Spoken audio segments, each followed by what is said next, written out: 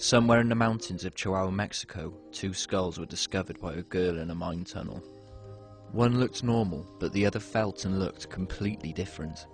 She kept them her whole life in secret, but then in the 1990s willed them to a couple in El Paso, Texas. The recipient, Melanie Young, was a neonatal nurse at the time and recognized that the skull was not your average human deformity. She contacted Lloyd Pye. Lloyd, a researcher in aspects of human origins, was particularly well known for his work with skulls. For the past 11 years, Lloyd has been heading research efforts to determine what caused the unusual shape and properties of the bone. The Star Child is a real, true bone skull that has human characteristics but is not entirely human. Its bone is half as thick, it weighs half as much in your hand, and yet we've found that it's 2 to 3 times more durable. It is more durable for two reasons. Number one, its biochemistry is more like tooth enamel than regular bone. That's the first. But woven through the matrix of the bone, we have found that there is a network of fibers of some kind that we don't really know what they are. We just know that they're woven into the matrix of the bone, and they're very durable. And these fibers are unlike anything found in any other bone on Earth. They're very unique. Science should be extremely interested in these, but to date there's been no interest at all that I'm aware of. It starts there, then it has 24 major physiological differences from human. You can see the eye sockets are different, the bridge of the nose is different, the cheekbones are much smaller. All human beings have a knot at the rear of lower part of your head. It's called the inion. The Star Child is completely missing that. Its neck connects way down here, right on top of its foramen magnum opening, meaning that its neck is about half the size of a normal human neck. Its chewing muscles are represented by this area here. Normally they're up here, and it's about half the volume of the chewing muscles of a normal human. It completely lacks frontal sinuses, which take up a pretty good space back here inside the skull. No frontal sinuses at all. Much shallower eye sockets than humans have. Humans go about that much, about 2 inches. This goes less than 1 inch in its deepest part. And how old would you guess that it was when it died? We have no way to know that. We just know that it was up into its adult years because its teeth, the 2 teeth that we had, we have 1 now. We gave up 1 to testing, but the 2 teeth that we had were clearly well worn in the way that an adult would wear them. Children can't wear their teeth to that degree. And the roots of the one that we extracted were very heavy roots, and children don't have heavy roots to their teeth. Their roots dissolve so that their teeth can come out and new teeth can come in. So you have adult teeth stuck in this piece of maxilla that we have, but we also have teeth up in the maxilla waiting to come down. But just to give people in general a kind of a look, a kind of a concept of how it might have looked, we had this created. It's too big. I mean, there's no doubt that it's too big. It's as small as we could get it made, but still too big.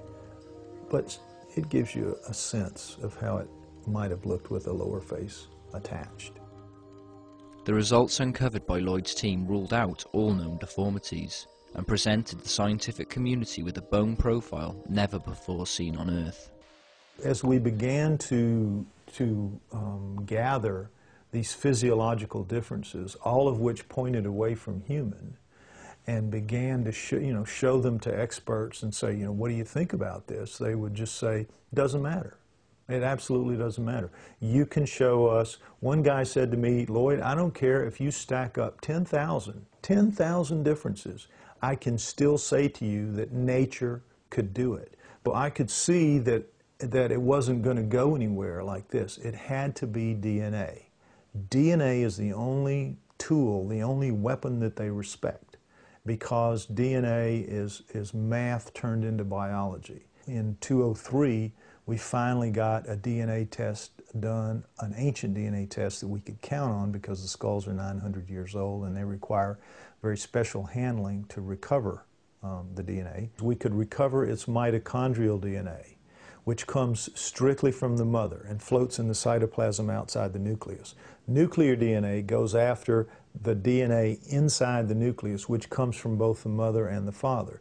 But we already knew from the mitochondrial recovery that it was, number one, it was an easy recovery, and number two, the mother is human. So we know that the package, some part of the package in the nucleus comes from the mother. So all we have to do is, if the father is a human, we know that the primers of that era of 2003, the primers, were going to recover, and that would have been it. End of star child, it's a deformity, and that's it. But in 6 full attempts, and really it should have come up in the first, or at the most the second, certainly not 6. We did 6 to just be sure there could be no mistake. But in each case, no recovery. There is something seriously wrong with the father's DNA relative to a normal human being. In early 2010, a team of geneticists applied a new DNA recovery technique known as shotgunning to the star child's missing nuclear DNA. With this new technology, small strings of the nuclear base pairs were recovered, as seen in this gel sheet.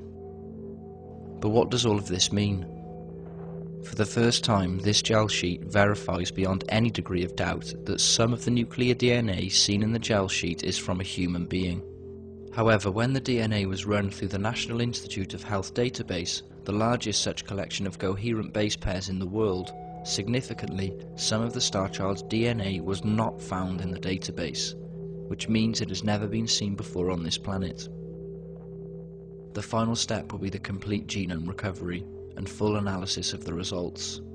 Lloyd believes those will prove conclusively, beyond any degree of possible doubt, that at least once, 900 years ago, a human-alien hybrid existed on our planet.